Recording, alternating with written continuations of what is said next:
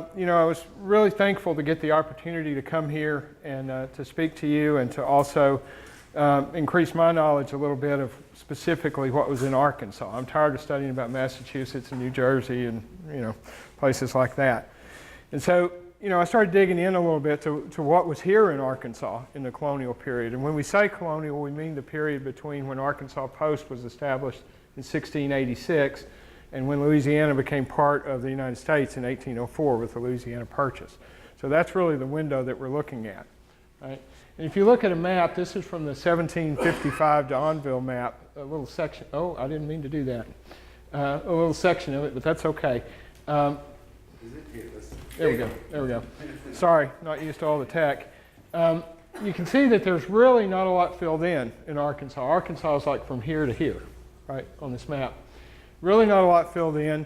There really weren't a whole lot of non-natives here. There were never more than a few hundred during this period who were not already natives. But that doesn't mean there wasn't a lot going on here. There certainly was. Okay?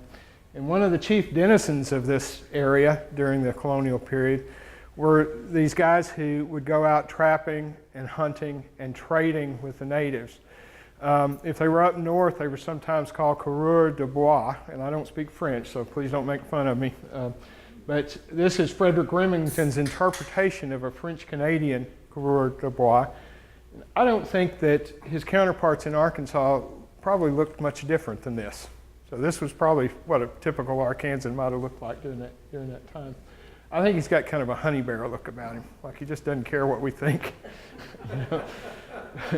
But that's it. And of course, all of this goes back to LaSalle's vision. And LaSalle was in Canada, and he heard stories about the magnificent wealth of the interior of the continent. And he came up with this vision of building a string of trading posts from north to south, from Canada to the Gulf. And those would serve as collection points for pelts that would come in. And then they would go down by convoy to a city on the Gulf, which eventually became New Orleans, and be shipped off to Europe for sale. That was LaSalle's vision. Now, unfortunately, he was killed in a mutiny before he really saw it come to full fruition. But most of the folks who came here from France and Spain were really in pursuit of LaSalle's vision. So that's his legacy here. As I said, the French, really saw, they were the first. They had about 3/4 of a century where they were in charge of Louisiana. And their objective was to build this commercial fur trading empire that we talked about. And to do that, they built and settled the post. They traded for skins with the natives. They trapped some of their own, but they traded mostly. And they supplied from these posts, they supplied these convoys that were supposed to ship the pelts down to New Orleans. That was the vision, the strategy. They seemed to know how to build relationships with the natives. They knew how to do ceremonial gifts on a yearly basis.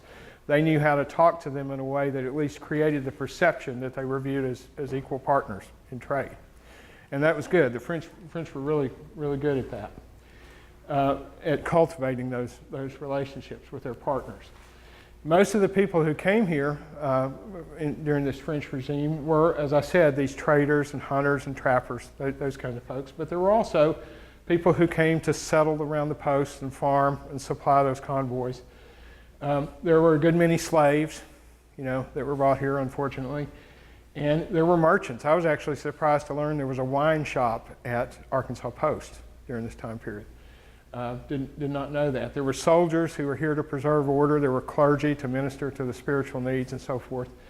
And a lot of times if you were a hunter and it was during the warm season when you couldn't ship furs because they'd go rancid, you might grow some crops. If you were a farmer, you might do some hunting and trapping during the winter when you couldn't farm. So there was kind of a mix of folks here.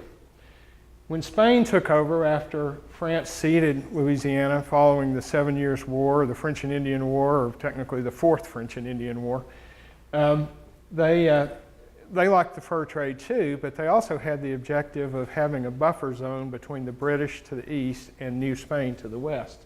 And so that was really part of their strategy. They liked what the French had done. They kept their administrative model. A lot of the trappers and traders who were French stuck around. And the Spanish kind of put up with them, even though they were unruly, but they had a continuity about them that they liked. And as far as relationships are concerned, I think the Spanish, from what I've read, originally kind of saw themselves as overseeing the natives. And it took a while for them to realize that they needed to be nicer about it and listen to what the natives had to say. They eventually got there, but it took a little while. And most of the Spaniards who came here were actually soldiers, you know. And one thing about it, when, you know, the natives weren't very happy when the Spaniards came in because they already had a reputation. So the Spaniards, some of the early leadership was actually Frenchmen who the Spaniards hired and paid to be administrators, to kind of, you know, grease the skids a little bit, I think, with that. So you had all these people, these cultures, these different vocations here. You know, what did they use for money? Well, it turns out the big economy, I call it big T trade, the fur trade, the institutional version, the state-sponsored version. The main purpose of it was to trade goods for skins, right? And the money that they used was collectively called trade goods. And it consisted primarily of manufactured or processed things that were made mostly in Europe during this time period. Later in the US, but mostly during our colonial period in Europe. It included things like firearms and powder and flints and musket balls and things like that. And it was actually said that musket balls and powder were worth more than silver, you know, on the frontier, and for obvious reasons. I've got an asterisk here. In British America, at least, musket balls were more than just something you traded with. A musket ball was a farthing. It was a fourth of a penny. You know, it was actually money. And that's a little different concept. Trade goods also included iron tools like axes and knives and hoes, things like that, even needles. And nails were included in that too.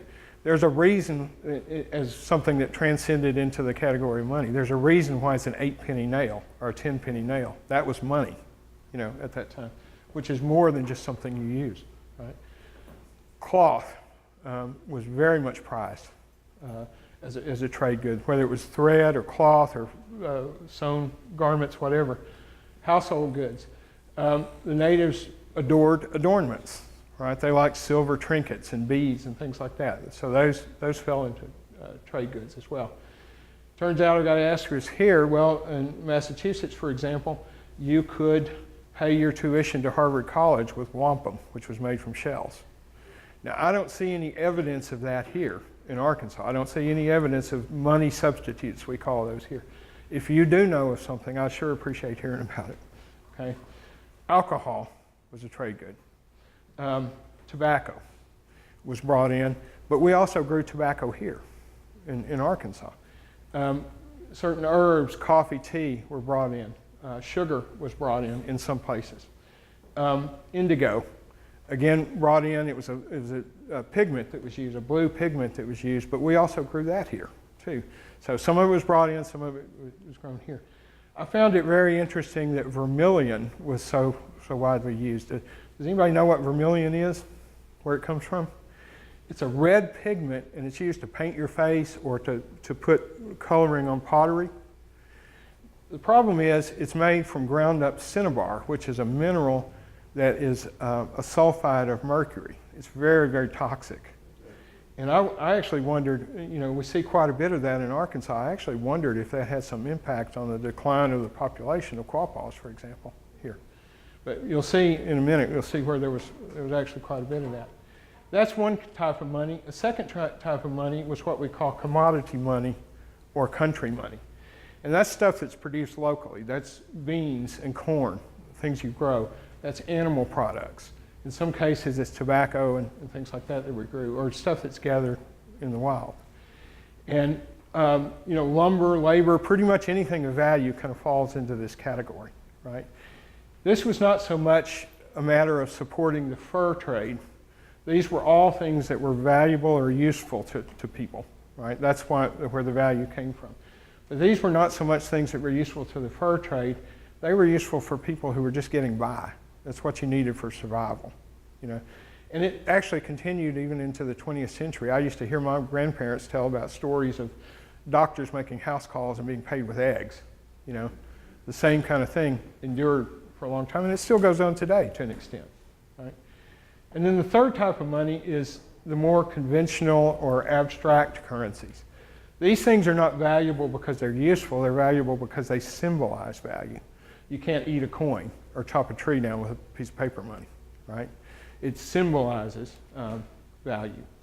And this would include some fiscal documents, some money substitutes like we've talked about. You know, again, I'm not sure any of this really happened too much in Arkansas, but I'm going to try to make the case that these did, even though we don't have much archaeological evidence of it.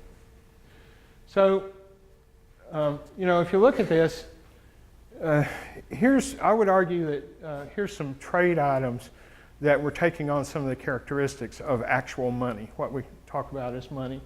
For example, standard exchange rates. In 1721, the French and the Choctaw agreed to these exchange rates where 4 dressed deerskins would get you an axe. That was the standard price, right? Or 2 would get you a tomahawk or a blanket, 1 would get you gunpowder or flints. This is a deed from near St. Louis where a house is being purchased for 500 pounds of peltry. You know, so you actually bought a house with pelts, you know. So in that sense, it's kind of looks a little like money, you know. And this is interesting because it's signed, I've got a little asterisk here, signed by Fernando de Leyva, who was at one point was a commandant at Arkansas Post, and later became a governor of Upper Louisiana. And his successor, Francisco Cruzat, also signed that, which I think is interesting. But anyway, this is another list of exchange rates. This one's from Canada. Now, the markets didn't care much for our beaver because here the fur didn't grow thick enough because it was too warm, and it didn't grow dark enough to be appealing to the market. So this is not necessarily applicable to Arkansas because it's based on what a beaver skin was worth or multiple beaver skins were worth. But you get some idea of what some of the exchanges were. If we look at what some of the trade goods were that were intended for the Quapaw, this was from 1775, and a couple of things that jump out at you here is they were real attuned to fashion. You know, they wanted a scarlet dress coat with silver braid, or hats with silver embroidery, or decorated shirts. Those are not just survival things. Those are things that, you know, you want to adorn yourself with for pride. Notice 9.5 pounds of vermilion. That's a lot of mercury, right? And that's just for that year. This one's a little later. These are things that were ordered for the Arkansas factory. It's a little after the colonial period. It's 1807. But John Treat, who was heading up the Arkansas fur factory, ordered these things. And some things that jump out here is, number one, cloth is really expensive. You know, to buy, these are wholesale prices. This is what he was paying to buy goods to trade to the Indians, right? The natives. So cloth was really expensive. That's one thing you notice. I thought it was interesting that kettles, brass kettles, were bought by the pound. You know, a lot of blacksmiths work by the pound of material. Not by the piece, but by the pound. I also think it's interesting that butcher knives are so cheap, $1 a dozen. You know, these are not the James Black Bowie knife coffin handle things. These are just about the minimum you could have and still be called a knife, right? They were cheap. 10 pounds of vermilion, you know, more of that stuff sneaking in. They adored adornments, those silver things. So he said, please send me all you can of those, right? They were very popular. I found this very interesting. He ordered blankets, about 170 blankets. And during the 18th century, the Hudson's Bay Company came up with this point system for blankets. And the points, how many points it was, determined how big the blanket was. And they'd sew little black threads into the blanket that would tell you how many points that blanket was, right? And from the description that you see here, it sure looks like what he was ordering was this Hudson Bay Company blanket. Now, I thought, well, Hudson Bay still makes that exact same blanket, you know, and they sell it through their Lord & Taylor stores. So I thought, well, I'm going to buy one and bring it and show y'all. These are 2.5 and 3-point blankets. Well, a 3.5-point blanket covers a twin bed, and it's $360 at Lord & Taylor. A king-size blanket's $795 at Lord & Taylor. So yeah, I bet it is. And so back to my comment about cloth being expensive. It was expensive then, it's expensive now, if you, depending on where you buy it. But those were some of the trade goods. And you know, the thing that most of these goods went for, in Arkansas at least, is deer and bear. Those were the skins that were really attractive. This is, again, a little later. This is 1805 to 1810, but I think it kind of mirrors what happened during the colonial period. You see deer were by far the most desired skins, 20,000 over this 5-year period versus 1,200 or so for bear. Deer and bear skins were bought and sold by the pound, so this is an average, you know, for a deer. Beaver were a very distant third in this. You only got 50 cents for a mountain lion, so I don't know why anybody would spend their time going after a mountain lion for that. And the other thing that came out of this is that deer and bear meat were also very desired. So the value wasn't just in the skins, it was also in the meat. And bear in particular, you could get, and I have some bear grease here, the lard you could make, you could burn, you know, for light, you could cook with it, you could lubricate your firearms or your traps with it. It was very highly desirable. And a big bear could produce 25 pounds of it, which would get you about $20. You know, the Quapaw regularly every year produced 1,200 to 1,500 pounds of that stuff, you know, and sold it. So it was very lucrative, very much used in trade, you know, as a commodity. The Spanish called it manteca, which is also their word for butter. I think it's actually mantequilla is their word for butter. And they liked it because it didn't go rancid the way butter does, you know. So you could put it in your pack and take off with it. Yeah. But that's, you know, it's really about deer and bear skins being traded for trade goods, manufactured trade goods. That's the crux of commerce here in Arkansas, in my opinion, from what I've read. Okay. So this kind of had some problems, though. This trade had some problems. Like, for example, a merchant in the fur business would get trade goods, and he would front those to the traders or to the natives on credit. You know, he'd say, you know, you need to pay me back within a certain amount of time when you get the skins. And of course, often they didn't, and the debt would just build up, and they would tack it on the next year, and you had people getting behind in debt by huge amounts of money. Furs and other things were perishable. You know, if they went rancid, they were only good for making glue, and they were worth a fraction of their former value. Things kind of shut down in April and May when the weather started getting warm because you couldn't store them long enough to ship them, right? They'd go bad. And so that was a problem.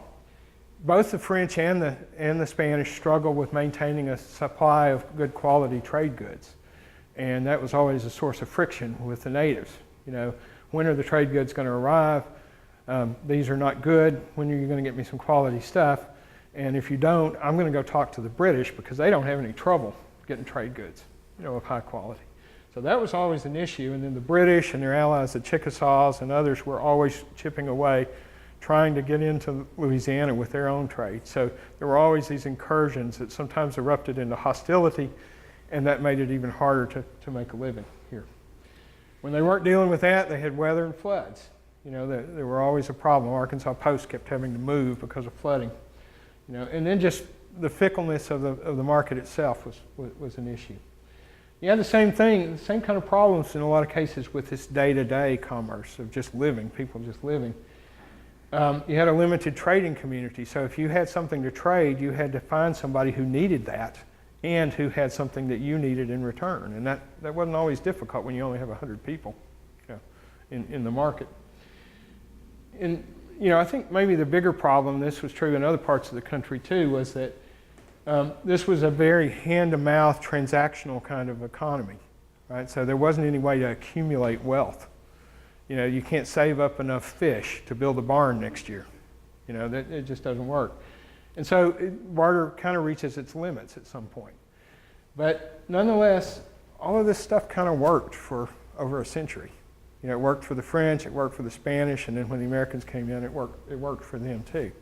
So it was good enough to keep it going, you know. Now what I would like to do though, there's really not any archaeological evidence that I'm aware of colonial era coins being found in Arkansas in a colonial era context. Okay, does that make sense? And what I'd like to do is to kind of suggest, to speculate a little bit on what some kinds of coins might have been here, you know, even though there's not any hard archaeological evidence for them. And, you know, when we look at this, you know, I do know of colonial coins that are found in Arkansas out by themselves without a context around them. So you don't know when they were lost. Was it 1750 or was it 1950? You know? We do have colonial coins being found in Arkansas, like at Davidsonville, for example, where the context is later than the colonial period, but the coins themselves are colonial period. So that tells you that they were lost later. They weren't lost during the colonial period. So what circulated during the colonial period specifically? Well, what we do have is we have these soldiers who were on payrolls, you know, that like to be paid in coins. We have administrative reports that describe small quantities of pesetas, which is another word for a pistarine, which is a coin I'll talk about. We have rewards of $6 being offered for Osage scalps at one point.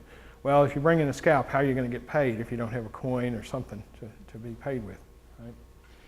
Then there's a very interesting little passage that Judge Arnold pointed out where Fernando de Leyva, that guy we talked about that, you know, signed the deed here, issued IOUs to soldiers.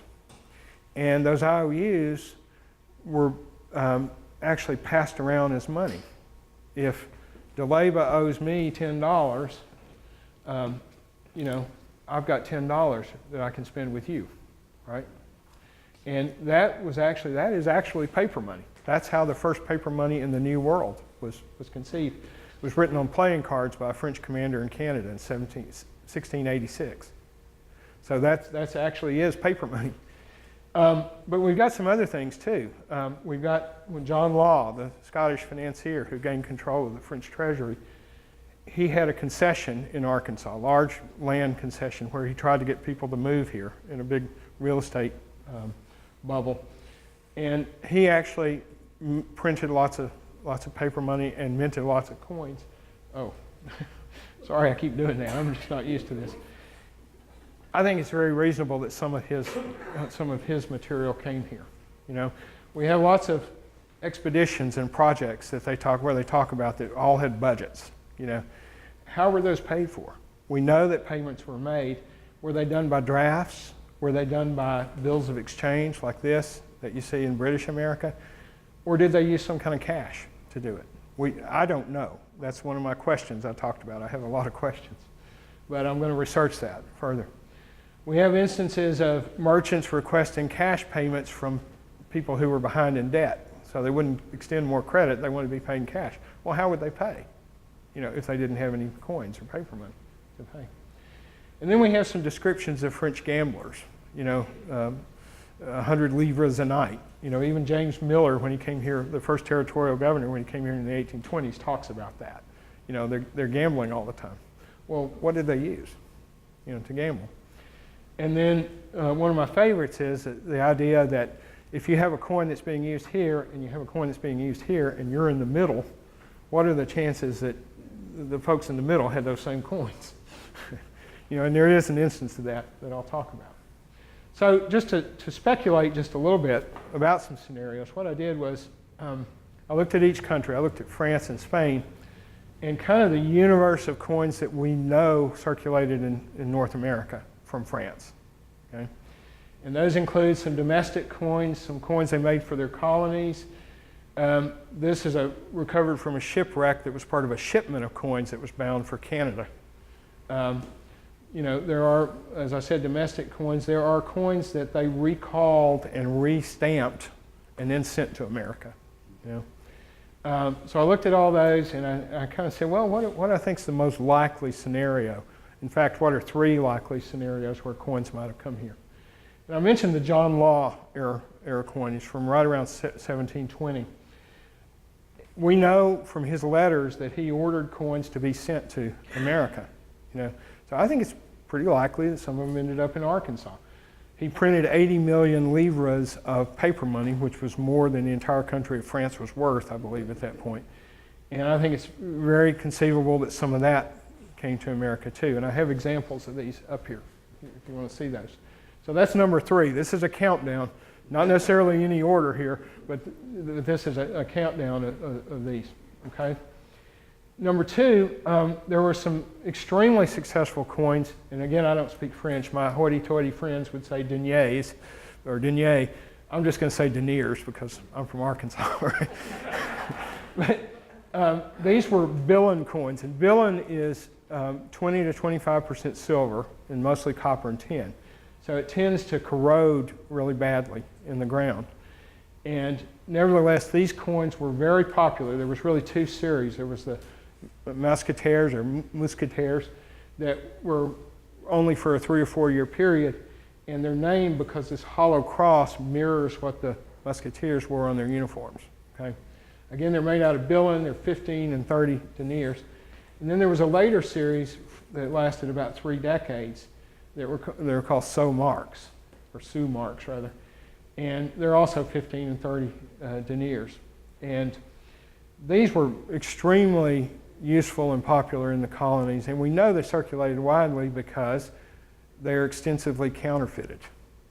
And if a coin doesn't circulate, it doesn't get counterfeited, right? So there's lots of counterfeits of these being found. So we're pretty sure that that was across the continent, was pretty widely used. So I think those stood a chance of coming to Arkansas. Don't know that any have ever been found here, but I think they stood a good chance of it. The number 1 issue, and this is maybe my favorite, was a 1721 and 22 issue of 9 deniers originally that was shipped to Canada. The Canadians didn't like them, you know, so they said send them to New Orleans. We're tired of them. We don't want them. So they shipped them over to New Orleans, and when they got to New Orleans, they raised them to 18 deniers, and the New Orleans folks and Mobile folks said, well, we're not going to honor them at that price. Let's make it 13. So I think they ended up at about 13 deniers, something like that. But what's interesting is there are numbers of them found in Mobile and numbers of them found in New Orleans, and there are numbers of them found in Kaskaskia, Illinois.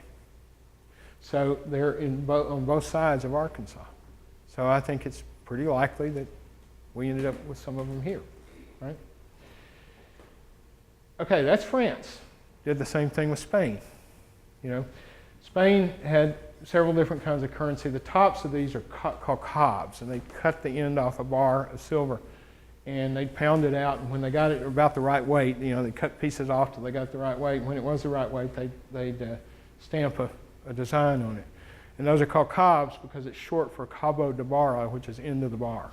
That's what it means, literally. But there were also Spanish domestic coins that were intended to be used in Spain. There were Spanish colonial coins. You know, we took, literally, the Spanish took billions of ounces of silver and gold out of Central and South America. And they made coins with them, with that here.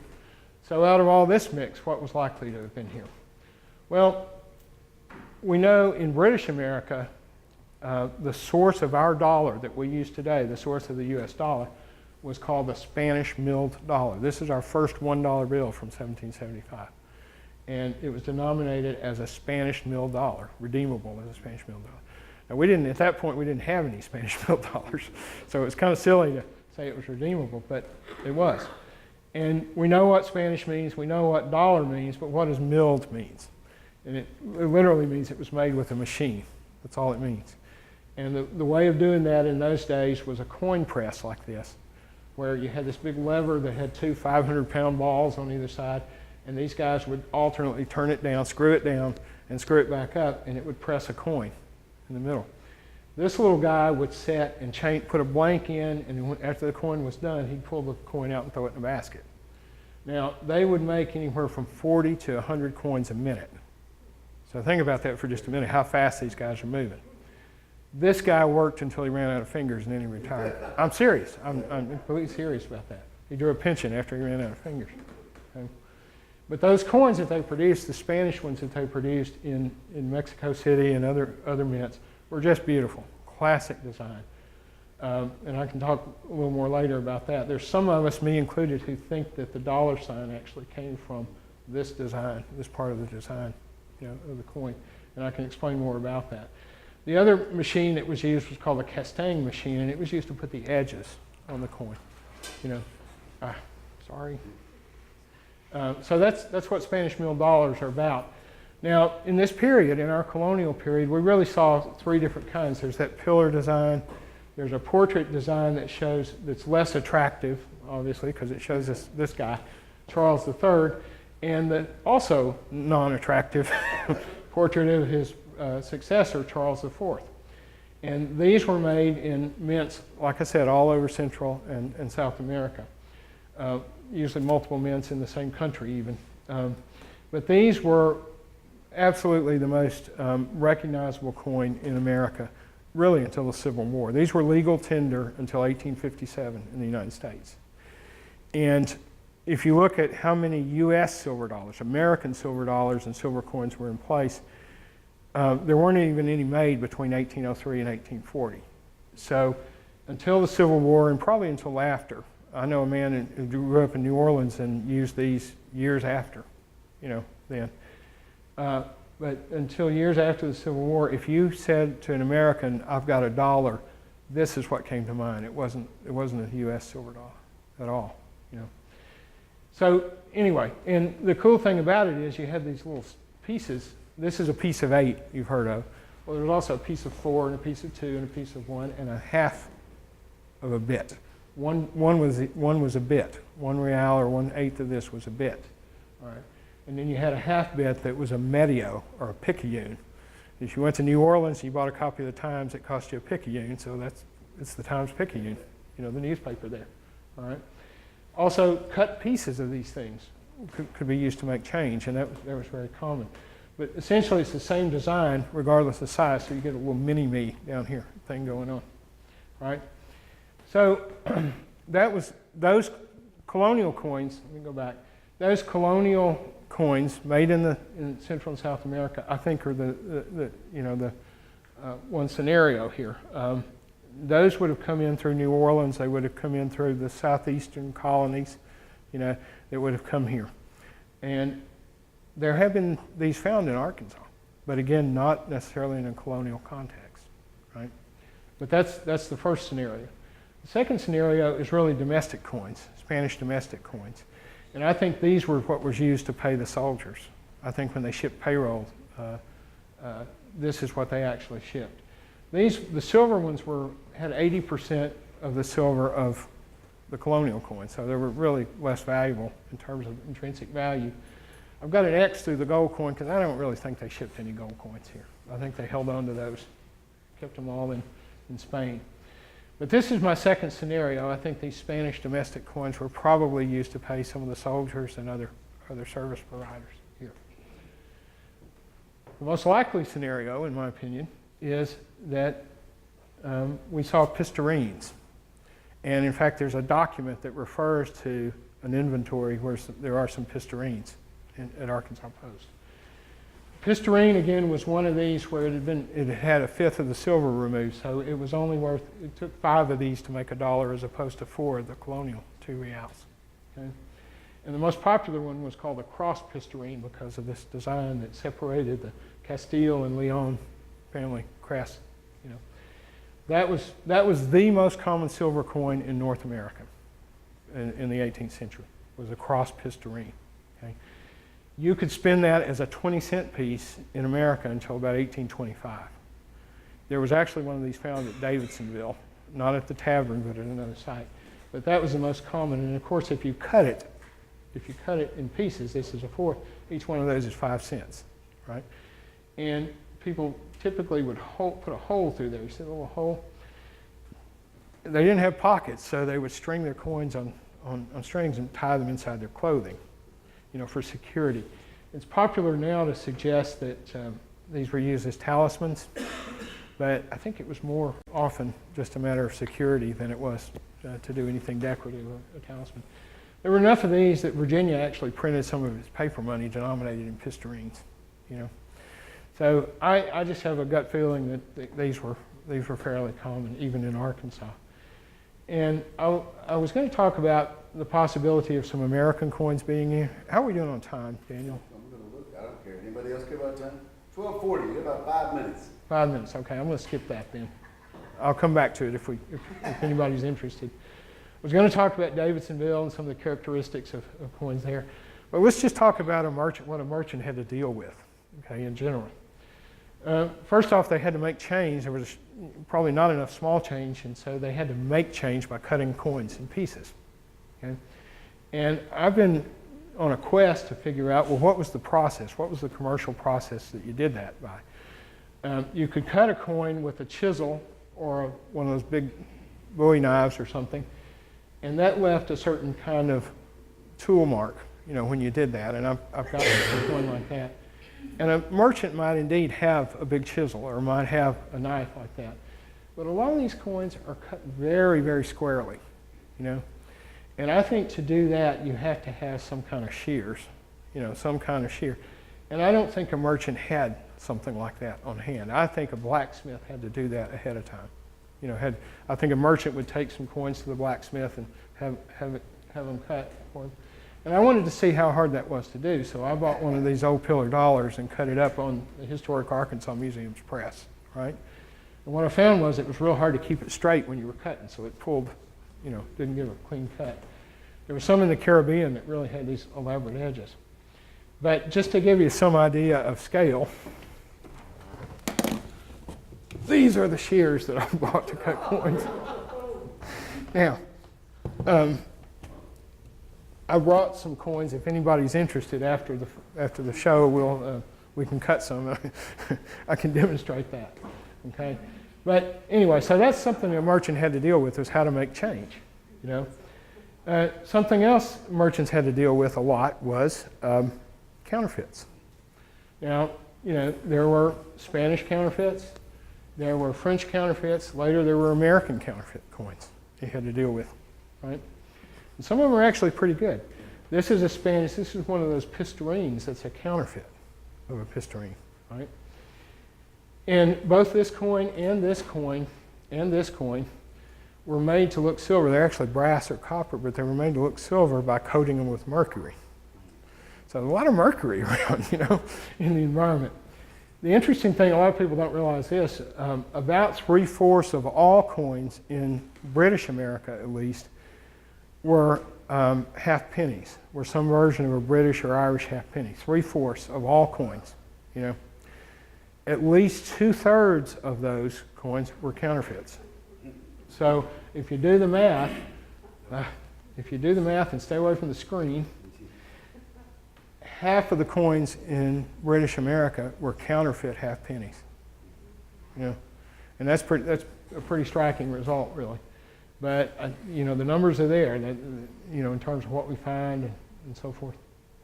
Okay, so counterfeits were a problem, and to get around some of this, well, you think about it. If you're a merchant on the Mississippi River, you're going to get coins from Spain, from France, from England. You're going to get coins from maybe some of the Dutch provinces. You're going to get coins from Portugal, different places.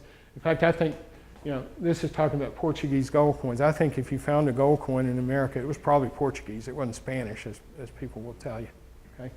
But anyway, you'll get coins from all over the place. And you needed to know how their weights compared and how fine they were and, you know, how to translate from one currency to another. So all the almanacs that came out had these tables in them that told you how to translate. So as a merchant, you needed that. And it changed over time, right? And then you needed to make sure your coins were full weight, that nobody had shaved off metal from the edges.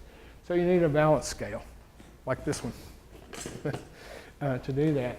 And sometimes you even had standard weights, like this is a French coin weight that is for a Spanish 8 reals coin. So you put it in one side, you put the coin that was being spent in the other, and you try to see if it needed filling in with more silver. Okay? And so, you know, in conclusion, and I've skipped quite a bit, and I can go back, like I say, if you want to. But there was this barter economy that was really, you know, the most encountered type of trade. It was either the fur trade, where deer and bear skins were being exchanged for trade goods, or this background trade where you had commodity money or country money being traded for everyday things. And then I think that coins made an appearance here, even though we don't find much evidence for it. And certainly as time progressed, there were about 400 non-natives here in 1798. 1810, there were a little over 1,000. By the time we were a territory in 1819, there were about 15,000. By the time we were a state, there were over 50,000. So as those populations increased, you certainly had coins moving in, coins and other types of paper money. But that's, my hypothesis is that there were some here even before that. And that's really, that's the end of the presentation. So any questions, comments? Thank you. Thank you very much. So if you need to leave, feel free, but I'm going to rewind him a second and fill in. I don't have to leave very soon. You got some of the things you skipped. You want to go back and take us through some of those? Okay, sure. And myself want to hear about these, but we'll give him another 5 minutes maybe? Okay. 8 minutes? Boy, you're a slave driver. I am, huh? Well, I know that last month you heard this great presentation from Dr. Candy, who's the archaeologist at Old Davidsonville. I wish I could have been there. I had another commitment by y'all. Thanks for coming. Anybody who needs to leave can, by the way. I'm sure she gave a really marvelous presentation from what I heard, but I could not be there. And I'm sorry if I'm repeating stuff that you heard last month. But for those who are not familiar, Old Davidsonville is a town on the Black River up close to Pocahontas. And it's kind of remarkable in that as an American town, it was founded around 1815. That's when it started. But by 1830, it was pretty much gone because the land office had moved off to Batesville and there was no reason for anybody to continue staying there. So you have this 15-year period that's really a time capsule. It's very remarkable. And one of the things that was found there at the tavern, in an archaeological find, was this pouch of coins and a couple of other things, that were there, very well preserved. I think that's probably the tavern. Daniel, do you know? I think so. You have an orientation? Where's the river in that picture? I don't know. Okay. I don't know. I'm sorry, but I think this probably represents a tavern, and that's probably a land office or a courthouse. In the middle is the courthouse. Yeah. But anyway, so we have this very well-defined time period. If you look at what was in the pouch, there were some whole coins, not hold. Well, they're actually both. But there were some whole coins that hadn't been cut. Like there was a 1789 2 reals, with a hole in it, and it's, like I say, it's popular to suggest that these were used as talismans, but I think if you're going to use it as a talisman, you would have put the hole in a place where it would hang straight, right? So I think that's a reason to argue that's not what that is. There was a 2 real coin. I don't know the date. I've tried to get to look at these in person, and I've not been successful in doing that. But because I'm not an archaeologist. But this one was dated 1789. And then, interestingly, there was a dime in there, and they don't know the date of it. I think if I were to look at it, I could identify from the die characteristics what the actual date was. But it couldn't have been before 1798 because that's when these were started, right? So that kind of drives us up to at least 1798. Can't be before 1798, right? So then we also look at, there are cut coins in this hoard as well. And these are not the actual ones. These are my coins that I've, staged here. One thing about this, as numismatists, we're always concerned with the weight of coins. And if I were cutting a coin like this in half or quarters, I would have used these guidelines, these shield lines, to cut it in half or quarters. But on this coin, which I've kind of staged here, they didn't do that. And I wonder why that is. Did they just not care? Were they so good at it that they didn't have to? Or was there some sort of device that made sure you always cut it in half? I don't know the answer to that. There was another 1 real coin of Charles III that was cut in half, again, not along the lines. And I'm not sure why that is.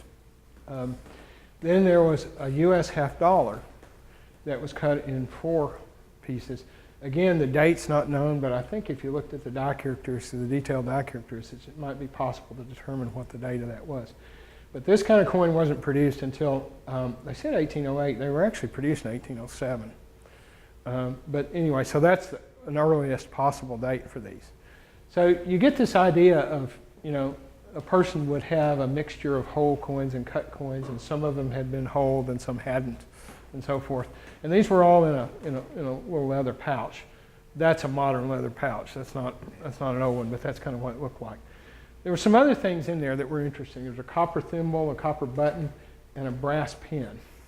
Now, if it weren't for that thimble, I might be tempted to believe that that copper button was intended to be used as a counterfeit coin, if it were not for the thimble. The thimble says this is a sewing kit, The brass pin, if this were found anywhere other than Arkansas, if it were found in Maryland, for example, where you could make change by tearing a bill in half and then put it back together, this brass pin that was used to do that is identical to that one, So you might think, well, there was paper money here, right?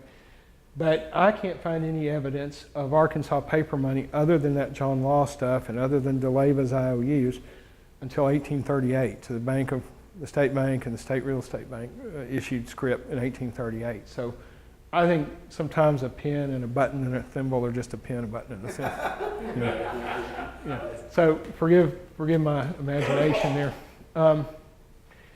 And I think, I was going to talk a little bit about potential for American coins. We made coins in America starting in 1652. So for a century and a half before the U.S. Mint began operations in 1793, we had coins. But none of those were really would have been current in Arkansas. So I don't think any of them made it here. The copper panic of 1789 saw to their worthlessness. Okay. There are certain denominations that were made at the U.S. Mint. There were only about 6,000 quarters made before 1804. Total, 6,000. And I don't think any of them ever left Philadelphia, really. There were about 1.4 million silver dollars made at the U.S. Mint over that 10-year period, 1793 to 1803. But 95% of them and 95% of the large gold coins had been shipped to Europe and melted. So there were only about 50,000 or so, of those left in America. I left this up here because it's kind of interesting. This is the back of a 1796 dollar. And what you notice is laurel leaves that represent the North and palm leaves that represent the South. So you already see this distinction between the North and the South on the coins in 1796. I just think that's interesting. Not many half dimes made either. So if you saw an American coin, it was probably a copper coin, a half cent or cent. And you needed half cents because you were using bits, which were 12.5 cents. And so if you were making change, you needed half cents. Now in Pine Bluff, I knew a man who had a collection of 1857 cents that had been cut in half. And he had those because half cents were discontinued in 1857. So a merchant would have had to still make change. There might have been a few dimes, might have been some half dollars here that might have snuck into America because we've been making them for 10 years. But that's about it. I think we did probably see some English coins because there was a lot of British folk, still around. And these were very common in British America at least. Mostly copper, maybe a little bit of silver snuck in. I think there was probably more silver after the Revolution than before, that snuck in. Again, I think if you saw a gold coin in Arkansas, it might have been Spanish, it might have been Portuguese, so you might have had some of these as well. Okay. A lot of this is just speculative, and it's really just my opinion from looking at it for a long time, so don't go complaining to your congressman about this because this is really just opinion. And I think that's it, Daniel. Well, thank you very much, man. Well, thank you.